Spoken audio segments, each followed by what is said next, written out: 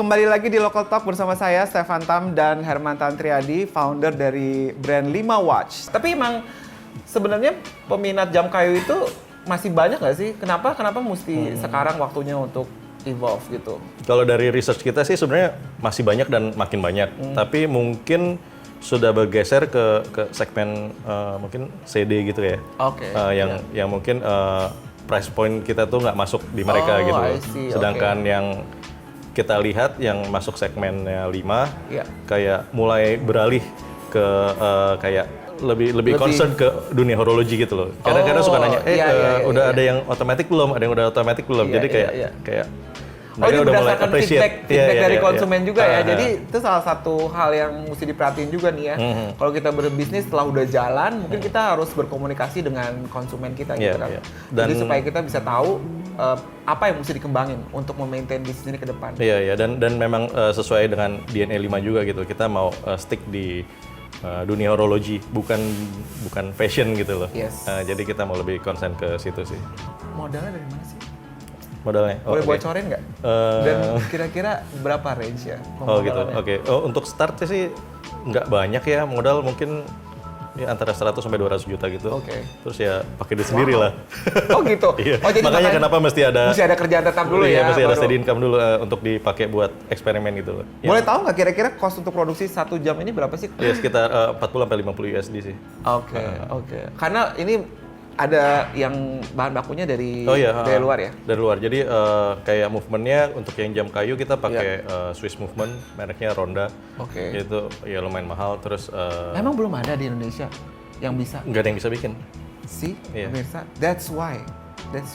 Iya. Bahkan kemarin kita ke Hong Kong baru ngobrol gitu sama satu pabrikan jam tangan India gitu ya, Titan ya. Ya mereka masih sourcing mesin Jepang gitu loh. Sedangkan mereka tuh yang bisa jual 7 juta piece setahun gitu. Wow. Jadi udah sebesar itu pun ya mereka masih Teknologinya itu berarti ya? Kalau mungkin movement ya, itu ya, yang nggak ada di sini yang orang iya, nggak bisa iya, ya? iya. Oke. Soalnya kan bikin parts kecil-kecil ya, mesinnya pun pasti yang detail gitu kan. Oke. Terus tadi distribusinya kemana nih? Kalau saya dengar udah sampai ke luar negeri, udah Oke. Jadi dijual di Taiwan, di Hong Kong. Ya, jadi kalau untuk yang di Asia Pasifik kita ada satu marketplace gitu, dan memang cater ke Thailand, Taiwan, Hong Kong, China, Jepang, dan oke sih mereka performance-nya. Terus kemudian kita juga ada distributor di Australia, jadi banyak beberapa stokis di Australia beli langsung dari distributor kita. Oke. Terus kalau kayak di Singapura, Hong Kong kita masih handle dari Jakarta karena ya geographically lumayan deket lah. Itu beli putus atau? Beli putus. Oh, beli putus, oke. Ada beberapa jadi tahu stokis beres juga. ya? Iya, Pesan iya. sekian mereka yang Betul, jual. betul. Terus Jadi juga, kamu nggak langsung ke consumer? Nggak langsung ke end enggak, consumer? cuman di Indonesia aja sih. Oh, di Indonesia, Sama oke. yang marketplace itu langsung consumer.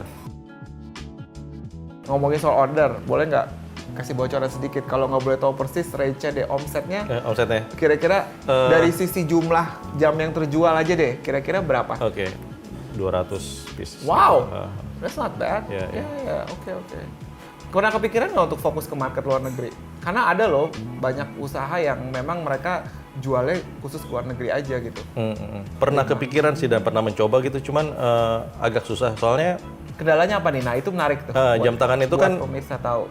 bukan produk seperti baju atau tas atau sepatu Iya, gitu loh. iya.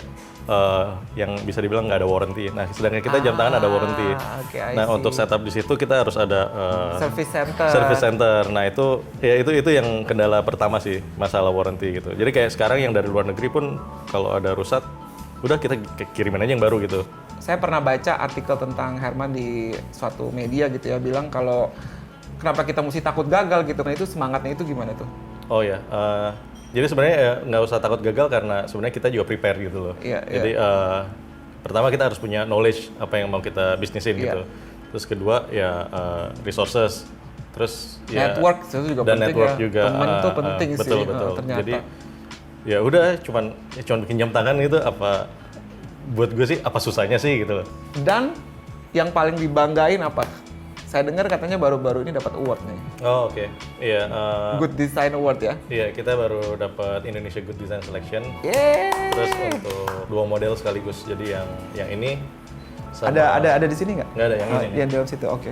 Ini time loop sama Zenga yang ini. Ini Oh, yang Zenga. model paling baru kita. Terus habis ini rencananya ke depannya ada plan tertentu nggak? Misalnya partnering atau udah mungkin? Udah. Jadi kita kayak yang model 5 sore ini udah beberapa kali kolaborasi. Ya. Misalnya dengan Ayang Cepaka, dia ilustrator Indonesia yang based di Dubai. Terus kemudian yang ini juga ini produk kolaborasi dengan Nerdmob, produk desainer Bandung. Oke. Kita jadi bikin bundle ada jam dan gelangnya gitu. Ah, ya, this is nice. Ya, kayunya pun maksudnya- spesial gitu, 3 lapis gitu.